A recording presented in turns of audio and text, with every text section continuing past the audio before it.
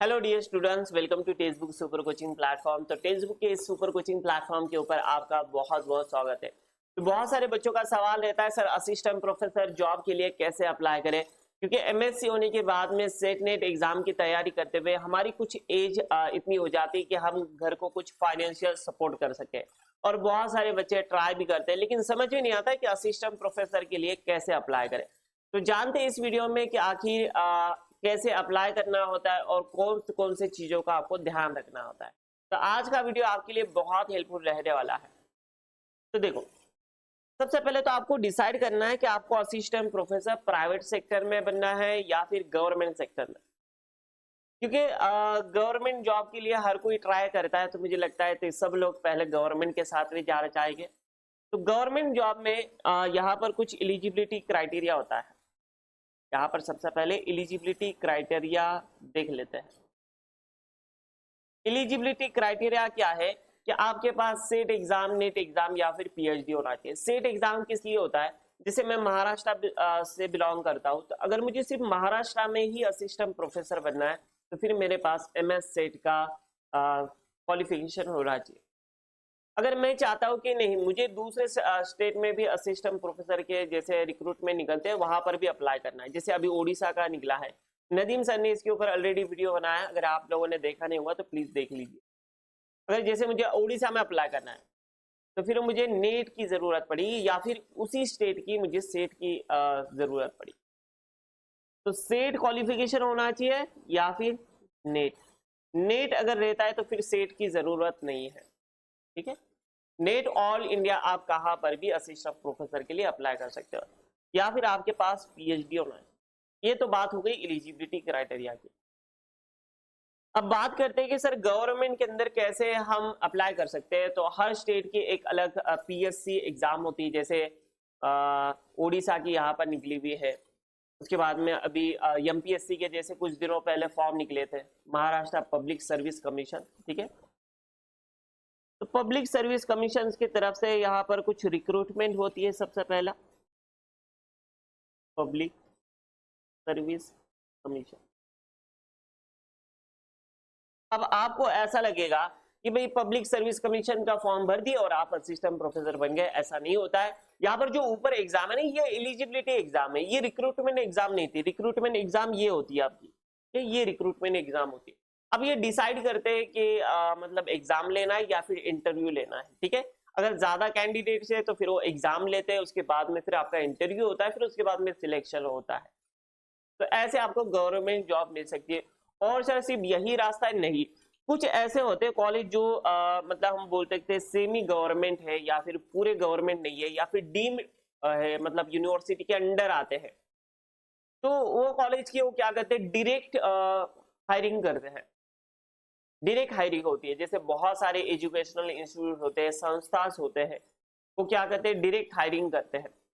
तो वहां पर आपको क्या करना होता है, मतलब वो कुछ नोटिफिकेशंस या फिर एडवर्टाइजमेंट पेपर में उन्हें पब्लिश करना होता है। जो भी उनका क्राइटेरिया है यूजीसी के गाइडलाइंस के अकॉर्डिंग, वो कोई तो 2 पेपर के अंदर उनकी एडवर्टाइजमेंट आती है। अब आपके मन में सवाल आ रहा होगा, इस तरह ये एडवर्टाइजमेंट आई है, हमें कैसे पता चलेगा? तो ऐसे बहुत सारे टेलीग्राम के ऊपर आपको ग्रुप मिल जाएगा असिस्टेंट प्रोफेसर के, किसी ग्रुप में ऐड हो जाइए। वहां पर बहुत सारे ऐसे असिस्टेंट प्रोफेसर के जॉब नोटिफिकेशंस आते रहते हैं। जैसे अभी फिलहाल में मुंबई की वैकेंसी निकली हुई है असिस्टेंट प्रोफेसर के लिए, अकोला की निकली हुई है। तो ऐसे आपको पोस्ट मिल जाएंगे, ठीक है, न्यूज़पेपर के।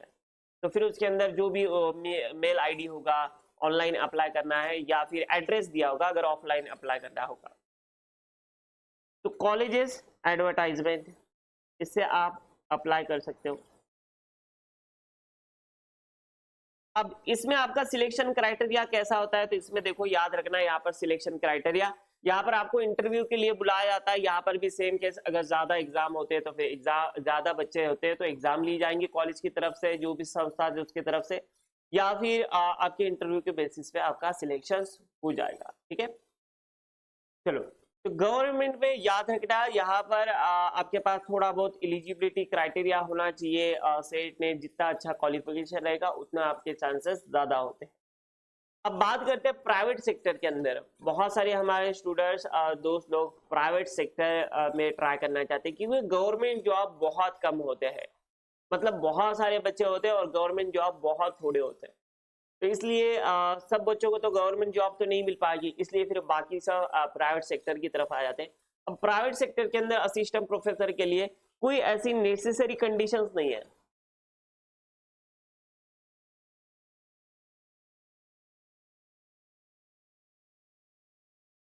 कि यहाँ पर CSIR नेट JRF होना चाहिए, CSIR नेट होना चाहिए, या फिर गेट होना चाहिए, सेट होना चाहिए, ऐसा कुछ नेसेसरी कंडीशन नहीं है। अगर होता है तो बहुत अच्छी बात है, लेकिन आपके पास नॉलेज होना चाहिए। यहाँ पर अगर प्राइवेट में अगर आना चाहते हो आप, तो आपकी कमांड होना चाहिए, आपको इसी सब्जेक्ट के अंदर एक्सपर्टाइज होना चाहिए, आपका वे ऑफ टॉकिंग बहुत अच्छा होना चाहिए। मतलब जो भी प्राइवेट इंस्टीट्यूट है अगर आपको हायर कर रहा है तो उनको कुछ आपको उनका बेनिफिट दिखना चाहिए, ठीक है, याद रखें। अब सवाल आता है कि सर हम इसे कैसे अप्लाई कर सकते हैं।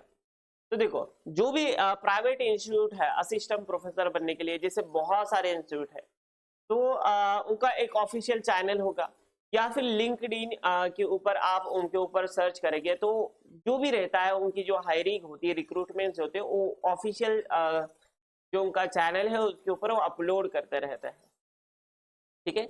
या फिर वेबसाइट के ऊपर जाइए, वहां पर करियर करके ऑप्शन होगा, वहां पर आपको HR के मेल IDs वगैरह मिलेंगे, जो भी आपका प्रोसीजर है, CV वगैरह, वहां पर उसको सेंड कर देना है, ठीक है। तो क्या करना है आपको, लिंक्डइन के ऊपर आप जैसे देखोगे, मतलब जो भी आपको इंस्टीट्यूट या फिर कोचिंग के अंदर अप्लाई करना है, या फिर कोई और कॉलेज है, प्राइवेट कॉलेज है, उसके लिए अप्लाई करना है, तो क्या करना पड़ेगा, या तो आप ऑफिशियल वेबसाइट के ऊपर जाइए, वेबसाइट थ्रू, वेबसाइट के अंदर आपको वहां पर अगर करियर ऑप्शन नजर आ रहा होगा, करियर के अंदर वहां पर आपको मेल IDs मिल जाएगी, ऑथराइज पर्सन के, HR है, या फिर जो भी हायरिंग करते हैं उनके, उनको मेल ID के ऊपर जो भी आपका CV हो भेज दीजिए। उसके बाद में अगर कोचिंग वगैरह पे अगर अप्लाई करना है तो वहां पर भी सेम है, आपको HR के मेल IDs मिल जाएंगे, या फिर लिंक्डइन के ऊपर आपको उनके ऑफिशियल पेज के ऊपर जाना है, वहां पर वो जैसी हायरिंग आती है तो पोस्ट किया जाता है, ठीक है। तो कोचिंग के अंदर आप अप्लाई कर सकते हो, कोचिंग के अंदर भी आप अप्लाई कर सकते हो, प्राइवेट कॉलेजेस के अंदर भी आप अप्लाई कर सकते हो। प्राइवेट कॉलेज, बहुत सारे प्राइवेट कॉलेज होते हैं, उसके अंदर भी आप अप्लाई कर सकते हो। तो ये कुछ असिस्टेंट प्रोफेसर के लिए था कि गवर्नमेंट के लिए कैसे अप्लाई करना है। तो गवर्नमेंट के लिए मैंने बताया आपको पब्लिक सर्विस कमीशन होता है, या फिर कॉलेज एडवर्टाइजमेंट, कॉलेज के ऊपर, कॉलेज की एक वेबसाइट होती है उसके ऊपर जाकर भी आप चेक कर सकते हो, ठीक है। और रहा सवाल प्राइवेट का, तो प्राइवेट के अंदर आपके पास ऐसा जरूरी कोई क्राइटेरिया नहीं कि आपके पास CSIR नेट गेट सेट होना चाहिए। यहाँ पर बस आपके पास स्किल्स होना चाहिए, आपके पास कमांड होना चाहिए, एक्सपर्टाइज होना चाहिए, आप जो भी सब्जेक्ट पढ़ाना चाहते हो। तो यहाँ पर आप कैसे चेक करेंगे, वेबसाइट के ऊपर, या फिर आप जो उनके चैनल्स होंगे उसके ऊपर आप पोस्ट देख सकते हो, या फिर लिंक्डइन के ऊपर ऑफिशियल पेज है उसके ऊपर जाइए, वहां पर आपको पोस्ट मिल जाएंगे। प्राइवेट कॉलेज के अंदर आप डायरेक्टली जाकर सर से बात कर सकते हैं, जो भी वहाँ पर HODs और या फिर प्रिंसिपल होंगे उनसे बात करके आप अप्लाई कर सकते हैं, ठीक है। तो उम्मीद करता हूँ कि आप सब लोगों को ये वीडियो बहुत हेल्पफुल रहेगा, ठीक है। और आप सब लोगों को बहुत जो आपको इनफ था वो जानकारी आपको मिल गई होगी। अगर और भी कुछ आपके डाउट है तो प्लीज मुझे कमेंट बॉक्स में जरूर बताना, मैं डेफिनेटली उसके लिए हेल्प करूंगा। Thank you so much for watching. आप लगी।